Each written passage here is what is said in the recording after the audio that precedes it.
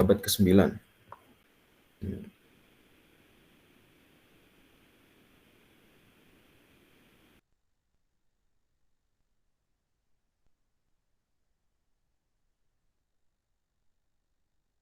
Karena itu juga beliau disebut Syekhul Islam. Artinya beliau bukan hanya pakar fikih atau pakar usul fiqh, tapi juga pakar di banyak ilmu. Syekhul Islam Zakir Al-Ansari lahir tahun 823 Hijriah dan wafat tahun 926 Hijriah. Ini beliau kurang lebih umur beliau 103 tahun, walaupun yang lebih tepat 102, karena tahun terakhir nggak genap. Dan 102 tahun beliau habiskan sebagiannya untuk menuntut ilmu, sebagiannya untuk menjadi hakim, sebagiannya kemudian menjadi ulama. Ini beliau menghafal Quran di kampung beliau, kemudian menghafalkan Umdatul Ahkam. Jadi sama seperti Al-Hafidz Asyuti, beliau juga menghafal Umdatul Ahkam. Dan tentu sebelum menghafal Umdatul Ahkam, menghafalkan dulu Al-Quran 30 juz. Kemudian beliau menghafal sebagian dari Mukhtasar At-Tibrizi dalam fikih mazhab Syafi'i. Kemudian di usia 18 tahun beliau pergi ke Al-Azhar. Ini tadinya orang Mesir, tapi nggak di Kairo. Baru kemudian beliau ke Kairo, ke Al-Azhar. Dan di Al-Azhar beliau kemudian menghafalkan beberapa matan. Disebutkan beliau menghafalkan Minhaj An-Nawawi, Al-Minhaj karya Imam An-Nawawi, atau orang bilang Minhaj Talibin. Dia juga menghafalkan Minhajul Wusul karya Al-Qadil Baidawi, menghafalkan Syafidiyah, menghafalkan Al-Bin Malik, dan matan-matan lainnya. Banyak heran nanti beliau terkenal juga mensyarah buku-buku tajwid, beliau mensyarah buku-buku lughah, bahkan sambil mensyarah buku mantiq dan seterusnya. Ini tidak ada, sebagaimana kata Ibnu Hajar Al-Haytami, yang lebih tinggi keilmuannya di masa tersebut daripada Syekhul Islam Zakir Al-Ansari. Dan beliau sempat jadi hakim. Kalau usia beliau 63 tahun sempat jadi hakim. Beberapa saat beliau jadi hakim. Qadil Qudoh bahkan, hakim tertinggi. Yang mungkin kalau di Indonesia mirip Ketua Mahkamah Agung. Kurang lebih seperti itu. Atau hakim MK. Baru kemudian beliau, mohon maaf, mata beliau buta. Jadi tunanetra beliau, rahimahullah. Mudah-mudahan Allah merahmati beliau. Sehingga beliau kemudian berhenti dari menjadi hakim dan menjadi murni pengajar saja. Karenanya beberapa buku beliau itu ditulis dengan dikte. Buku beliau ditulis setelah masa tidak lagi melihat, ditulis dengan dikte. Lubul Usul sendiri yang akan kita kaji, dia, saran saya teman-teman punya buku fisiknya yang berbentuk matan, ya. Juga boleh berbentuk syarah yang sudah sama syarah, misalnya Qoyatul Usul, Syarah Lubul Usul, Qoyatul Usul ila Syarhi Lubul Usul, ini yang juga ditulis beliau syarahnya. Jadi beliau menulis matan dan menulis syarah sekaligus. Walaupun kebanyakan penerbit mencetaknya sekaligus sama syarah, kebanyakan seperti itu. Termasuk beberapa cetakan yang baru di Timur Tengah pun mencetaknya bersamaan dengan syarah. Lubul Usul sendiri ringkasan dari kitab apa? Ada yang tahu nggak? Jamul Jawami. Jamul Jawami. Kalau saya tulis di sini.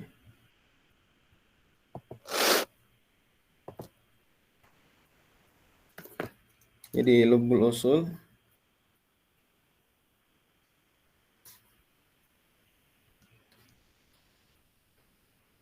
itu ringkasan dari Jamul Jawami.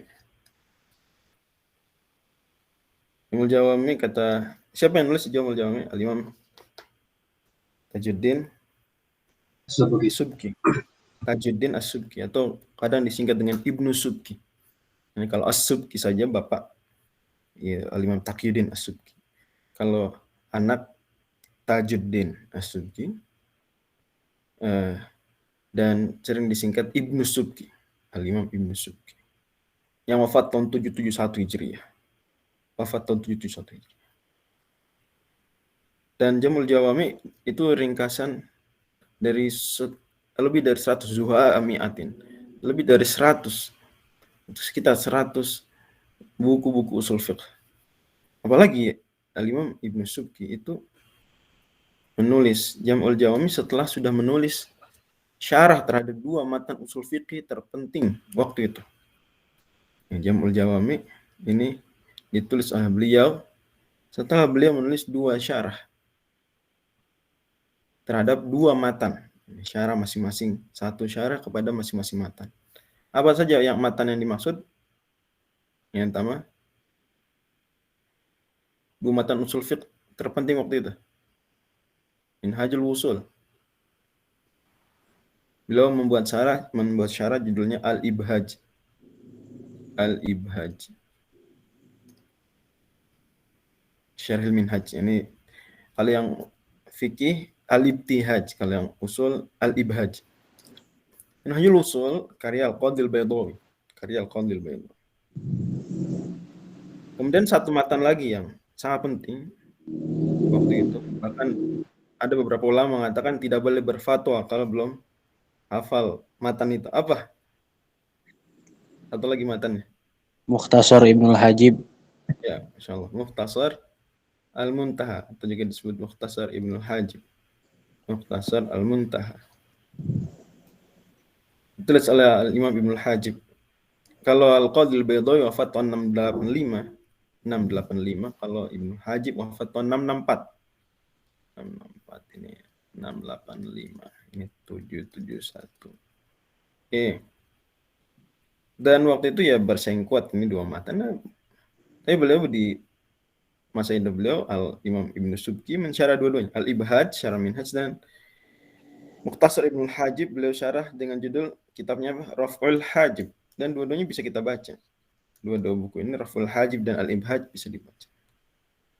Guru saya sendiri Syekh Profesor Hisham As-Sa'id, waktu awal sekali saya program sarjana, beliau nyuruh saya membandingkan Raudhah dengan Minhajul Wusul. Kemudian beliau nyuruh syarahnya adalah Al-Ibhaj. Tapi saya bilang, Syekh, Al-Ibhaj ketebelan. Ada saran lain. Akhirnya beliau sarankan Nihayatus Usul. Ini waktu itu saya menganggap Al-Ibhaj susah waktu itu. Waktu masih tahun berapa berarti? 2012. Sekitar 11 tahun lalu. Nah, sekarang kita perlu tahu dari mana bisa nih 2 matan ini kemudian kok sebegitu pentingnya. Tentu kita harus tahu dulu bahwa buku usul fiqh yang pertama ditulis oleh Imam Asy-Syafi'i. Judulnya Ar-Risalah. Imam Syafi'i wafat tahun 204 Hijriah. Dan banyak buku usul fiqh setelahnya, tetapi yang terpenting ya di kalangan Syafi'i ya. Begitu juga bahkan di kalangan mutakallimin, dan 4-4 ini Syafi'i. Adalah 4 buku yang dijuluki oleh Imam Ibnu Khaldun sebagai Al-Aqtabul Arba'ah. 4 kutubnya usul fikih mutakallimin. Yang pertama judulnya Al-Ahad, boleh juga dibaca Al-Umad. Karya siapa Al-Ahad? Al-Qadhi Abdul Jabbar. Al-Qadhi Abdul Jabbar. Beliau Syafi'i dalam fikih.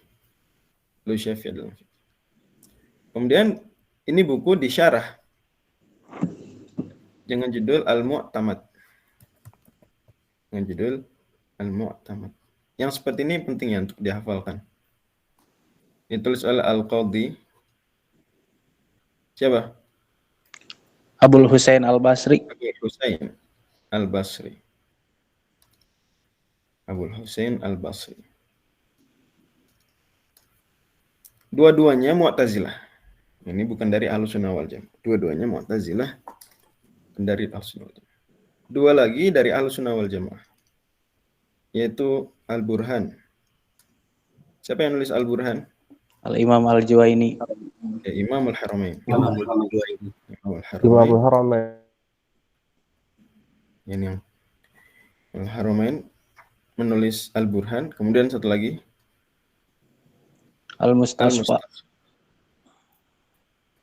ditulis oleh Hujjatul Islam Al-Ghazali.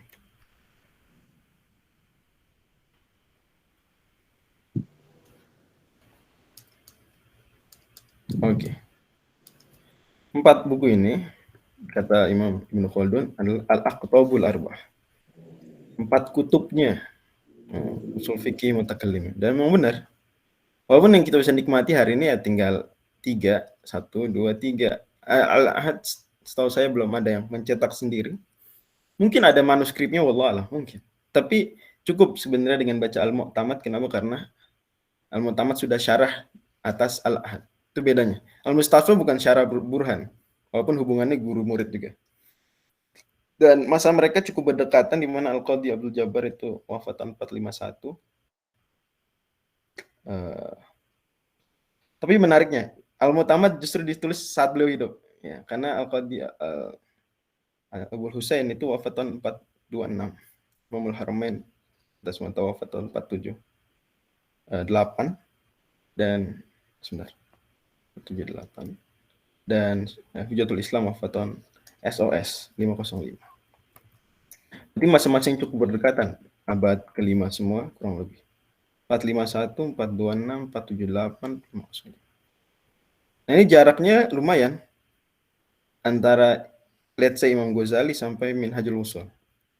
Ada apa di antara keduanya? Di antara masa ini ada apa? Nah, di antara masa ini muncul 2 buku yang bisa dikatakan meringkas 4 buku ini. Yang pertama adalah Al-Mahsul, karya Al-Imam. Dan kalau dikatakan dalam buku usul fikih Syafi'iyah, bahkan mutakallimin, ya, Al-Mahsul, Al-Imam, maka maksudnya adalah Imam Fakhruddin Ar-Razi. Kalau dikatakan Al-Imam dalam buku-buku usul fikih Syafi'iyah, maka maksudnya siapa? Fakhruddin Ar-Razi. Al-Imam Fakhruddin Ar-Razi. Ini Al-Imam itu. Rajahul Imam, asyaru ilaihil imam, al-imam al-imam. Adapun dalam fikih Syafi'i, kalau dikatakan al-imam, qalahul imam, dzakarahul imam. Siapa al-imam di situ? Imam Haramain. Imam al-Haramain. Ini orangnya. Beliau rahimahullah. Jadi al-Imam Ar-Razi itu kalau di usul fiqh beliau lah imamnya. Bisa dibilang gitu. Al-Imam Al-Mahsul. Buku Al-Mahsul udah saya kirim ya. Belum lama selesai baca, alhamdulillah. Bisa juga nyelesain baca Al-Mahsul. Ar-Razi, wafat tahun 606. Satu lagi, ini ditulis setelah Imam Ar-Razi nulis Mahsul. Makanya beliau bisa menyebut kutipan-kutipan dari Ar-Razi. Siapa? Al-Amidi. Ya, Imam Al-Amidi. Bukunya judulnya Al-Ihkam. Ini tulis oleh Al-Amidi. Imam Al-Amidi. Saifuddin Al-Amidi. Al-Imam Ar-Razi Syafi'i. Ya, dari Ahlussunnah wal Jamaah juga. Imam Al-Amidi tadinya Hanbali jadi Syafi'i.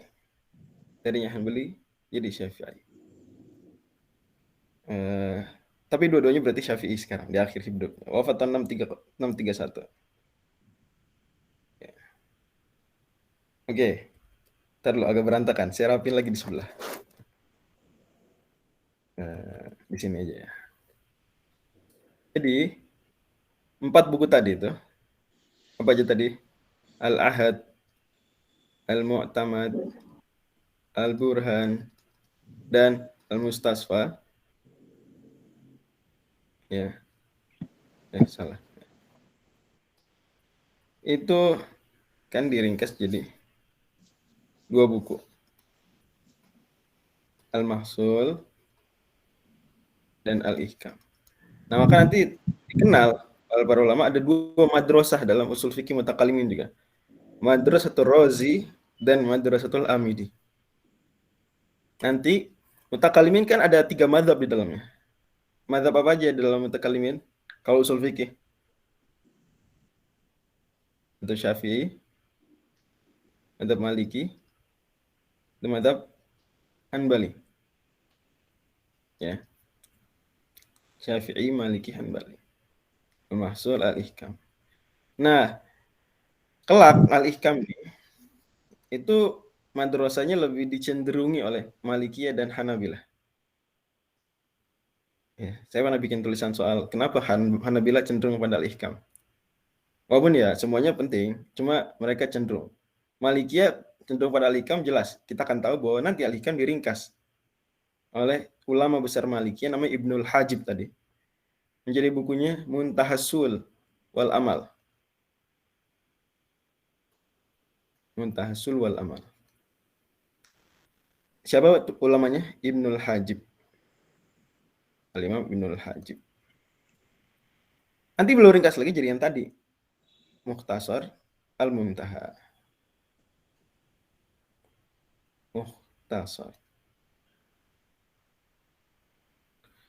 Al-Mahsul diringkas oleh Imam Al-Armawi menjadi Al-Hasil.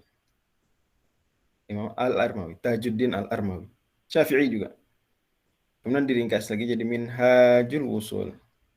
Nanti insya Allah saya kirimin lebih rapihnya. Berarti bisa dipahami ya nasab kitab-kitabnya nih. 4 buku tadi jadi 2 buku, Al-Mahsul dan Al-Ihkam. Al-Mahsul jadi apa?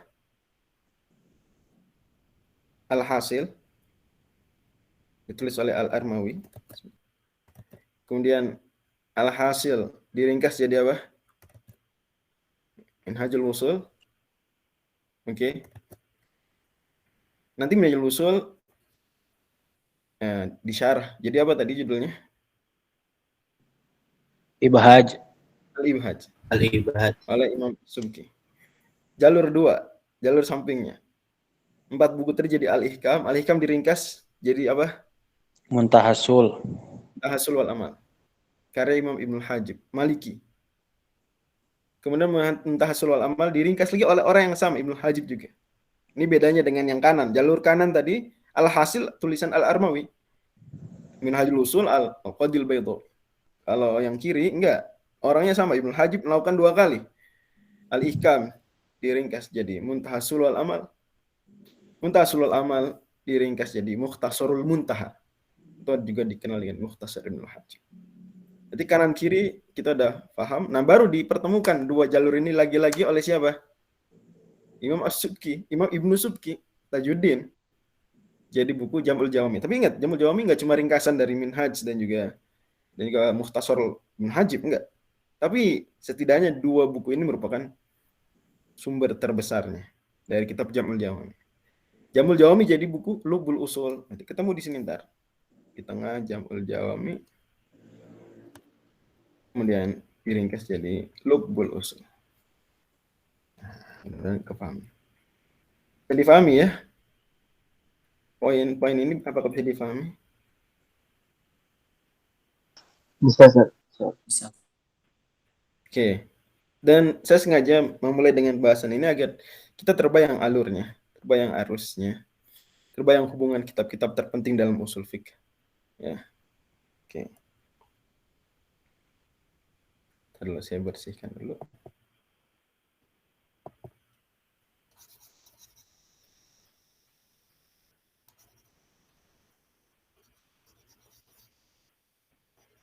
Sama yang di sini aja. Kalau ada yang mau ditanyakan di kolom chat boleh. Adapun pertanyaan langsung jangan dulu. Ya. Jadi Lubbul Usul kalau kata anak muda zaman sekarang berarti core of the core gitu ya. Ini apa ya? Ya ringkasan udah simpulannya simpulan. Lubbul Usul. Sesuai dengan nama Lubbul Usul. Bismillahirrahmanirrahim kata penulis. Alhamdulillahilladzi waffaqana lil wusuli ila ma'rifatil usul wa yassara lana suluka manahija biquwwatin awda'aha fil 'uqul. Wassalatu wassalamu ala Muhammadin wa alihi wa sahbihi al-faizina minallahi bil qabul. Wa ba'd. Ini pujian beliau mengalirkan pujian kepada Allah Subhanahu wa taala.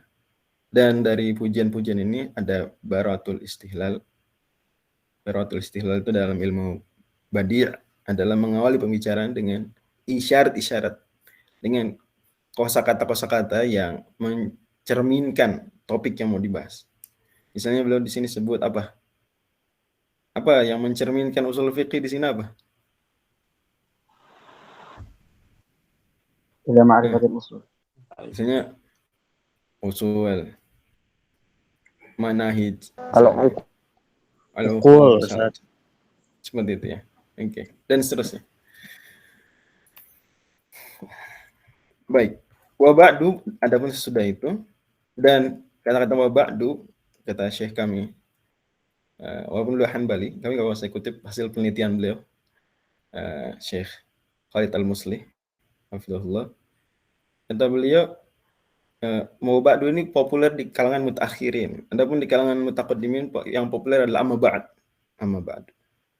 Wa ba'du populer di kalangan mutaakhirin. Dan Imam Syekhul Islam Zakaria Al-Ansari termasuk mutaakhirin. Wa hadza mukhtasarun fil aslain. Ini mukhtasar dalam dua asal.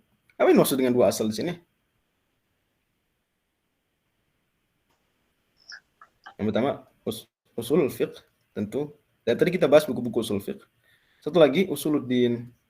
Nah, ini salah satu poin yang unik di Jam'ul Jawami dibandingkan pendahulu-pendahulunya.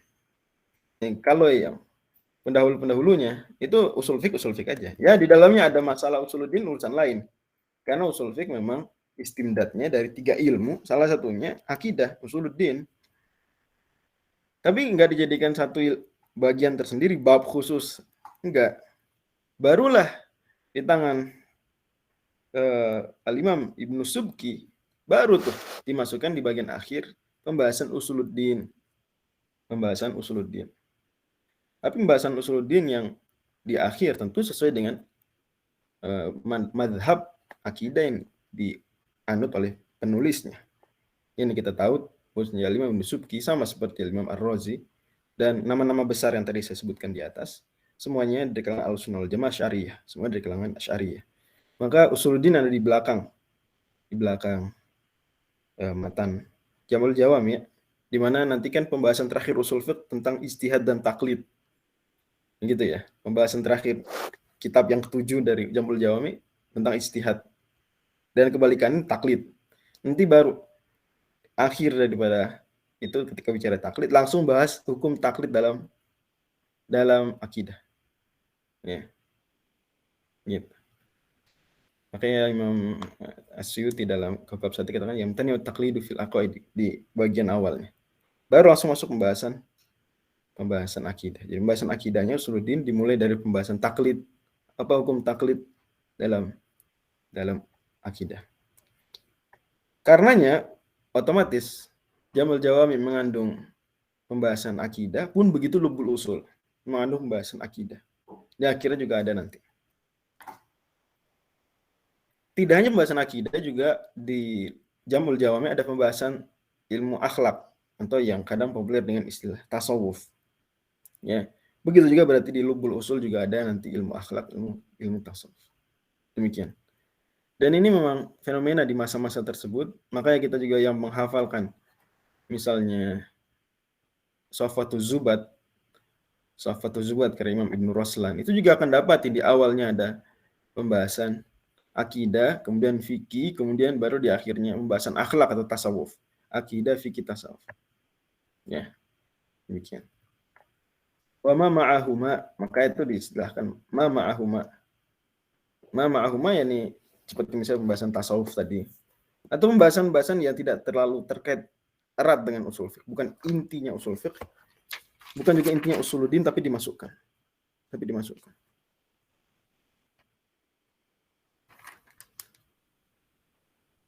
Misalnya contoh muqaddimah. Nanti ada muqaddimah. Itu mungkin lebih ke ilmu mantiq. Misalnya juga pembahasan tentang beberapa adab. Dan nanti tentu khotimatut tasawuf. Itu maksud wa ma ma'ahuma. Jadi ma ma'ahuma yakni contohnya muqaddimat, kemudian adab, misalnya adab berfatwa, dan tentang tasawuf. Wabil khusus tasawuf lah itu. Ya, wabil khusus itu.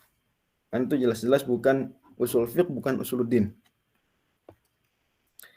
Ikhtasartu fihi jam'al jawami lil 'allamati Taji Subki.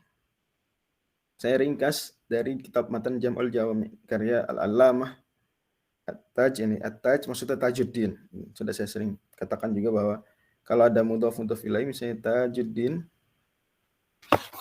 maka cara ringkasnya adalah dengan menghilangkan mudhaf ilaihnya. Tajuddin. Ya, hilangkan mudhaf ilaihnya. Kemudian mudhafnya dikasih alif lam, jadi At-Taj. Misalnya kitab Fathul Bari, jadi apa? Jadi Al-Fath. Al-Fath. Sini juga Tajuddin jadi At-Taj. Yang wafat tahun berapa tadi? Wafatnya beliau 771. Dan Masya Allah, ya, Syekhul Islam Zakir Al-Ansari itu guru dan murid beliau ulama-ulama top memang. Ya, ulama-ulama top. Beliau diapit, ya,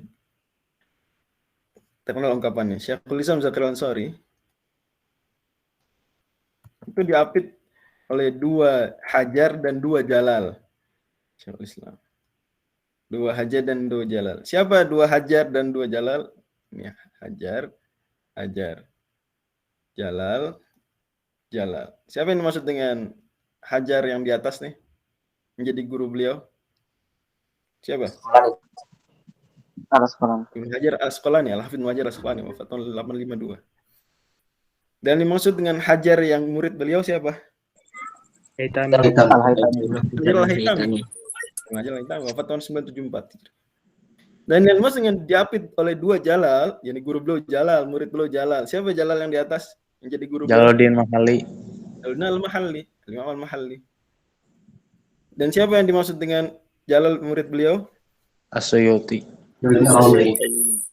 Jalaluddin As-Suyuti. Ya, Al-Hafidz As-Suyuti. Wafat tahun 911.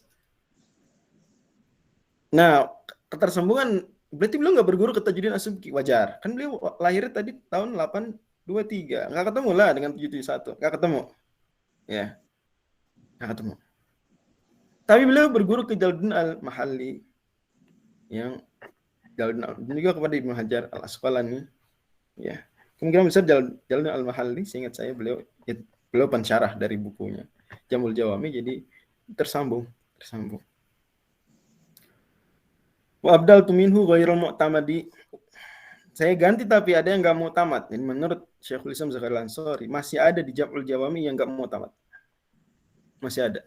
Wajar karena Jamul Jawami itu termasuk genre buku usul fiqh al-jami' baina tariqain. Al-jami' baina tariqatain. Jamul Jawami termasuk buku menggabungkan 2 metode. Metode yang pertama metode apa? Mutakallimin, metode kedua metode fuqaha. Itu.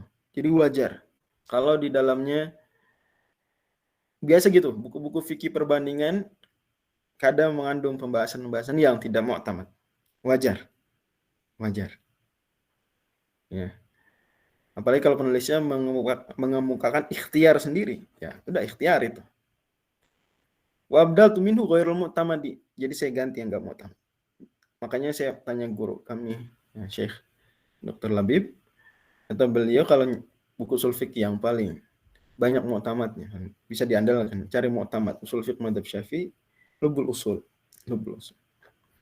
Tadinya dulu sekali saya pikir waktu masih S1 adalah Nihayatus Usul, karena Imam Isnawi itu dia di Muqaddimah Nihayatus Usul menjanjikan saya akan sajikan usul fikih madzhab Syafi'i bagaimana aslinya. Begitu.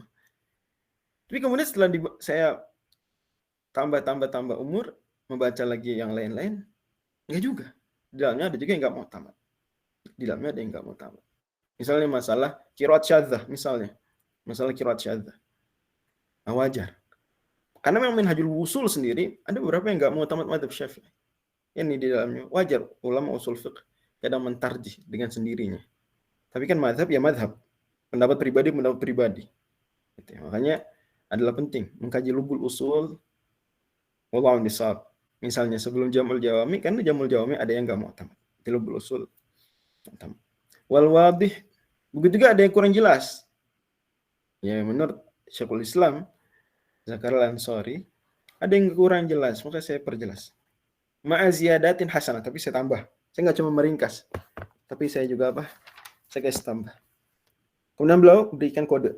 Wa nabahtu ala khilafil mu'tazilati bi'indana wa ghairihim bil asahi ghaliban. Dan umumnya merojihkan pendapat yang mukhalifnya, yang lawannya, pendapat berbedanya itu adalah pendapat Mu'tazilah, maka saya bilang indana.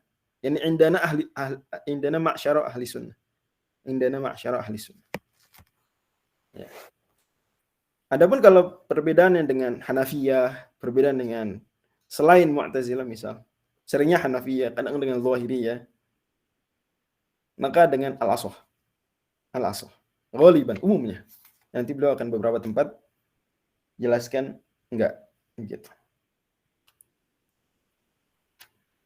Oke, sampai sini apakah bisa difahami? Bisa, Ustaz. Oke, bagus. Alhamdulillah. Paham.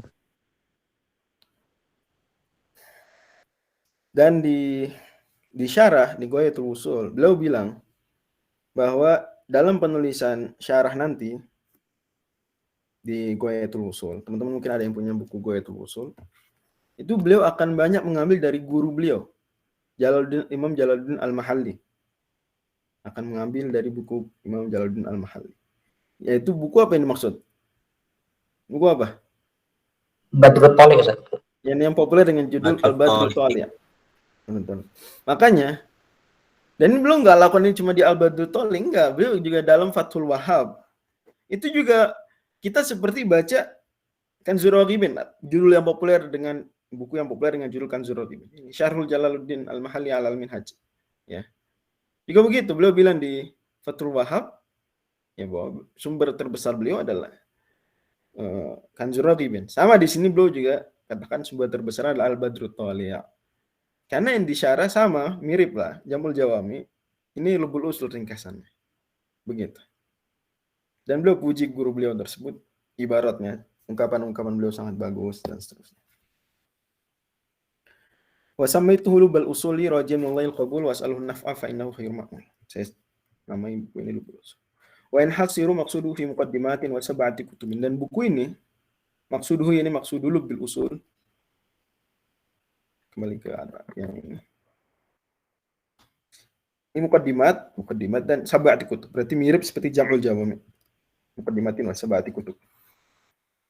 Muqaddimat yang pertama al-muqaddimat usul al-fiqh adillatul fiqh al-ijmaliyah wa turuq istifadati juz'iyatiha wa halu mustafidiha. Nah, berarti definisi usul fiqh ini menurut Syekhul Islam yang diingat ini. Ya. Dan agak beda dikit dengan definisi usul fiqh yang ada di Minhajul Usul. Kalau di Minhajul Usul dalail fiqh ijmalan wa kaifiyatul istifadati minha wa halil mustafid. Itu kata Al-Qadil Baydawi. Kalau ini enggak, adillatul fiqhil ijmali, pakai adillah.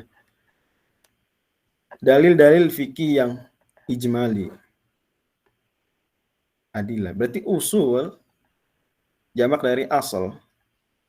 Di antara makna istilah dari asal adalah dalil. Maka sebagaimana usul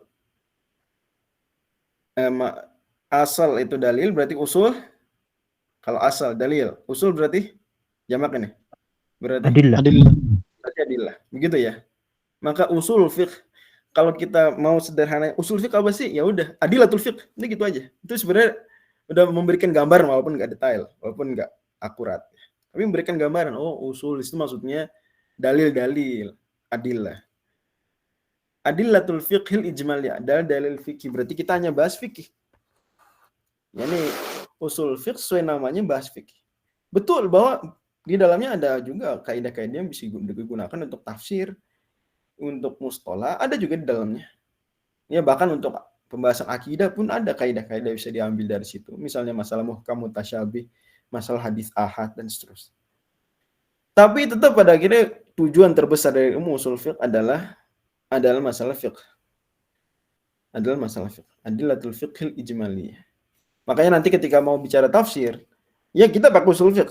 Tapi nanti ulama juga menulis ilmu khusus usul tafsir misalnya. Hadis sama.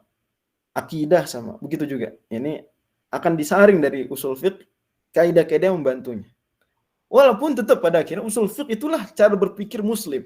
Ini dalam semua pembahasan keislaman, tafsirnya, hadisnya, fikihnya, dan lain-lain. Ya, framework berpikirnya, manhajnya orang dalam beragama itu usul fiqh. Usul fiqh. Ya, itu yang akan menentukan bagaimana dia.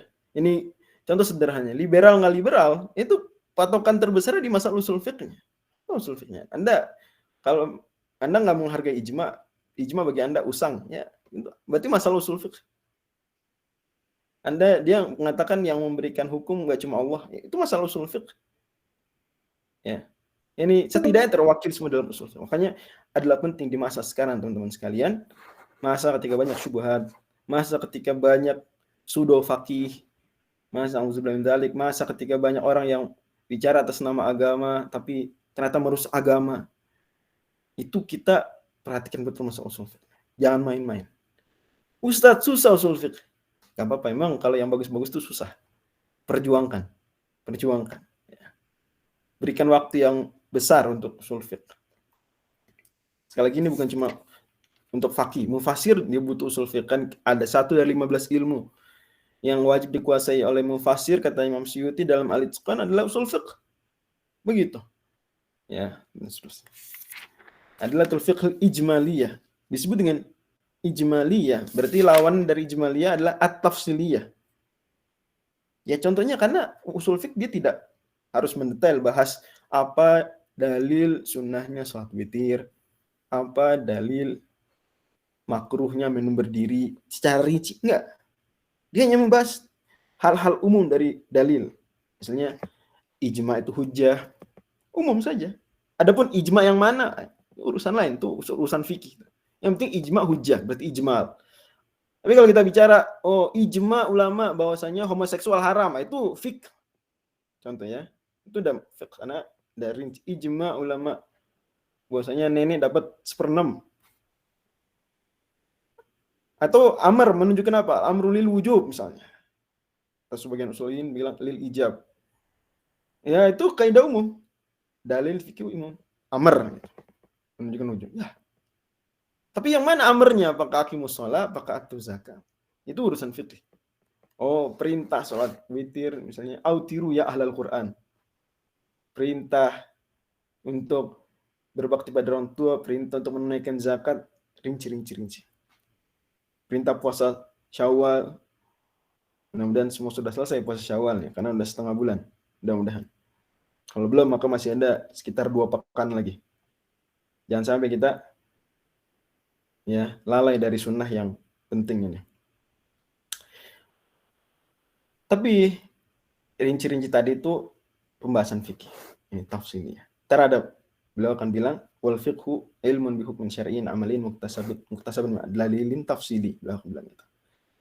Unsur kedua dari usul fiqh adalah cara menggunakan dalil tersebut. Yang pertama dalil. Cara menggunakannya gimana? Udah ada dalil-dalilnya nih. Ijma hujjah. Hadis ahad hujjah dalam fiqh. Hadis mutawatir hujjah dalam akidah misal contoh. Hadis ahad baru dihujjah dalam akidah kalau ada qarinah. Qiyas adalah hujjah. Ijma sukuti hujjah. Udah, oke ada. Tapi gimana cara merakitnya supaya jadi fikih, supaya jadi hukum? Maka itulah pembahasan selanjutnya dari usul fiqh. Pembahasan keduanya wa turuqus istifadat juz'iyatiha. Itu cara kita mengambil faidah dari bagian-bagian dari dalil-dalil fikih tadi. Semua kaidahnya. Larangan menunjukkan hukum asalnya pengharaman. Oke. Gimana? Sekarang ada ayat mengatakan jangan dekati zina. Terus gimana? Selanjutnya gimana nih? Bingung dia. Nah, dikasih tahu dengan jalan caranya. Oke, kita sudah bicara dalilnya, sudah bicara jalannya, metodenya. Maka yang terakhir adalah siapa yang mengambil manfaat dari itu semua? Wahalu mustafidiha. Mujtahid. Mustafid paling pertama adalah mujtahid. Ya, itu paling pertama. Kemudian dimasukkan juga di situ pada akhirnya muqallid juga ngambil manfaat. Muqallid melalui perantara mujtahid. mustafid. Atau mufti, mustafid, dia mengambil dari dalil. Mufti, atau mengambil dari ijtihad ulama sebelumnya. Dan mengambil juga manfaat adalah mustafti, orang yang minta fatwa. Dan dengan demikian 3 unsur ini merupakan usul fiqh yang hasilnya adalah fiqh. Hasilnya adalah fiqh. Maka saya sering beri perumpamaan, mungkin ada yang pernah dengar perumpamaan ini. Hubungan usul fiqh dengan fiqh ibarat hubungan tukang nasi goreng. Cuma saya bilang tukang nasi goreng ya. Gak apa-apa. Gimana nasi goreng itu?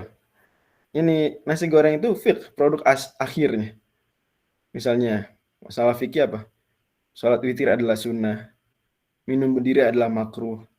Puasa Syawal adalah sunnah. Contoh. Dari mana kita dapat puasa Syawal adalah sunnah? Itu kan seperti dia datang, calon pembeli nasi goreng kepada abang-abang nasi goreng. Kemudian bilang, Pak, saya mau beli nasi goreng spesial. Kalau ini kita istilahkan, ada orang datang bertanya, saya ingin tahu apa hukumnya puasa Syawal. Ingin tahu apa hukumnya apa? Puasa Syawal. Tukang nasi goreng, ya akan ngolah dulu sebelum menghasilkan. Apa hukum puasa Syawal? Akan ngolah. Apa yang dia olah? Apa yang diolah sama tukang nasi goreng itu? Supaya pesanannya nasi goreng spesial itu bisa dikasih. Apa yang diolah? Kalau nasi goreng, Dalil. apa yang diolah? Resep bahan-bahan ya. Nah, misalnya nasi, sebentar. Ada yang jatuh. Nasi misalnya. Bumbu. Kecap. Lagi. Telur. Cabe. Itu yang kita ibaratkan dia adillah. Oke. Tapi udah ada telur, ada nasi, ada kecap. Jadi langsung jadi nasi goreng. Enggak, belum, Ustaz. Enggak. Perlu dimasak. Ya, perlu. Gimana cara ngolah? Ini kecap diapain sama telur? Apa? Ada kecap, ada kecap, ada telur. Diapain ini kecap sama telur? Nah, caranya apa dulu? Masukin nasi dulu misalnya, atau nasinya ditanak dulu sampai perak. Nah, kemudian kita cabai potong-potong, kemudian kita masak sedikit cabenya. Itu semua cara ngolahnya. Turuq istifadat juz'iyatiha. Nah, kemudian tentu tuh bahan nasi goreng dan cara mengolahnya dia nggak sendirian, nggak bergerak sendiri. Ada yang mengolah dong, ada yang mengolah. Itulah mustafidnya. Siapa mustafid dalam hal ini? Tukang nasi goreng. Kalau di usul fiqh mustahid. Nah, dia mustafid. Tukang nasi goreng. Itu usul fiqh berdiri di atas 3 fondasi. Kalau nasi goreng tadi itu di atas 3 fondasi. Itu yang pertama apa? Bahan. 2, cara masak. Cara ngolah. Iya, cara mengolah. 3, tukang masaknya. Tukang nasi goreng. Ini usul fiqh 3. Kalau ini ada, maka jadilah fiqh. Dalam hal ini fiqhnya apa? Nasi goreng. Nasi goreng. Kalau usul fikih ada mujtahid, ada dalil, ada cara mengolahnya, maka jadilah fiqh. Oh, kata mujtahid nih. Kamu minta tahu hukum puasa sunnah Syawal? Iya, saya mau tahu.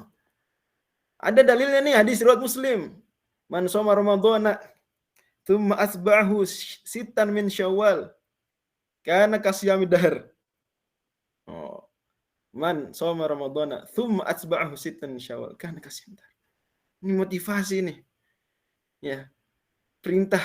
Oh, perintah misalnya dia bilang. Menunjukkan kewajiban, tapi ini ada ada penggeser, ada pengalih. Apa pengalihnya? Pengalihnya adalah hadis A'rabi, Bukhari Muslim. Ada orang masuk Islam baru ke Nabi kemudian bertanya, "Fahal alayya ghairuha?" Saya ada kewajiban lagi nggak selain sholat dan zakat? Ada, kata Nabi. Puasa Ramadan. Kata beliau, ada lagi selain puasa Ramadan? Ala alayya ghairuha? La illa an tatawwa. Enggak, kecuali kalau kamu mau puasa sunnah. Berarti semua perintah puasa selain puasa Ramadan difahami perintah puasa sunnah. Ngomong-ngomong ini ada apa ini? Tinggal 1 menit. Bang Zul, ini ada apa tinggal 1 menit Bang Zul? Saya kurang tahu Ustaz, kayaknya dari Google Meet-nya Ustaz. Oh gitu. Oh, tadi karena mungkin di open-nya beberapa menit sebelumnya. Ya gimana nih? Iya, Kalau tutup nih. Masuk lagi? iya paling Ustaz. Oh ya udah deh. Gimana, Nok? Link baru, Ustaz. Pakai link baru. Baru. Oh, aduh bahaya. Ya udah kalau gitu kita sudahi Kalau- dulu. Sudahi aja kalau gitu. Silakan Ustaz. Nggak perlu link baru, Ustaz. Iya ya, Nanti link baru. Oke, gitu ya. Oke, wal fiqhu ilmun bi hukmin syar'iyyin. Dan ilm di sini masuk di situ, dhon juga masuk. Karena dhon itu fi tariqihi. Kita dalam fikih wajib mengikuti dhon. Jadi dalam fikih dhon itu sudah ilmu. Dhon sudah ilmu. Dan tentang hukum berarti kita tidak bahas tentang benda. Dalam fikih kita nggak bahas apa itu sholat. Enggak, kita bahas hukum melakukan sholat. Ya, hukum melakukan sholat, bukan sholatnya itu apa. Apa itu? Ya walaupun pada akhirnya untuk tahu hukumnya, berarti kan itu masuk ranah tasdik misalnya, as-sholatu wajib. Kita harus tahu juga tasawur daripada sholat. Itu, tapi pembahasan apa itu sholat itu bukan bahasan murni fikih. Bahasan murni fikih itu hanyalah apa hukum sholat misalnya contoh. Atau cari yang mukhtalafih misalnya, apa hukum puasa Syawal. Itu aja. Bukan apa itu saum, apa itu Syawal. Enggak. Walaupun untuk sampai ke memahami hukum puasa Syawal, saumu Syawalin mustahab misalnya. Iya, kita harus tahu kata perkatanya secara tasawur. Jadi hukum patokannya, hukum. Ntar beliau akan jelaskan apa itu hukum. Dan syar'i berarti nggak masuk di situ hukum akli, bukan pembahasannya. Atau hukum yang lain-lain dari yang nggak syar'i misalnya, hukum lugawi, bukan bahasan fiqh. Amali berarti yang sifatnya hanya berujung pada amal. Nggak masuk berarti ilmi atau i'tiqadi, akidah, enggak. Itu bukan fiqh. Itu ranahnya usuluddin. Ranahnya akidah. Ranahnya ilmu kalam. Bukan ilmu fiqh. Muktasabun yang diperoleh berarti tidak masuk ilmu fiqh adalah ilmunya Nabi Muhammad SAW kan, ilmu beliau daruri terhadap hukum fikih. Begitu juga ilmunya malaikat Jibril, apalagi ilmu Allah Subhanahu wa taala, enggak muktasab. Ilmunya enggak muktasab. Ilmu Allah Subhanahu wa taala berbeda dari ilmu semuanya, ilmu manusia muktasab, ilmu Allah tidak. Tapi ilmu manusia ada yang daruri, ilmu Allah enggak. Ilmu Allah enggak dibagi di daruri dan muktasab atau kasbi.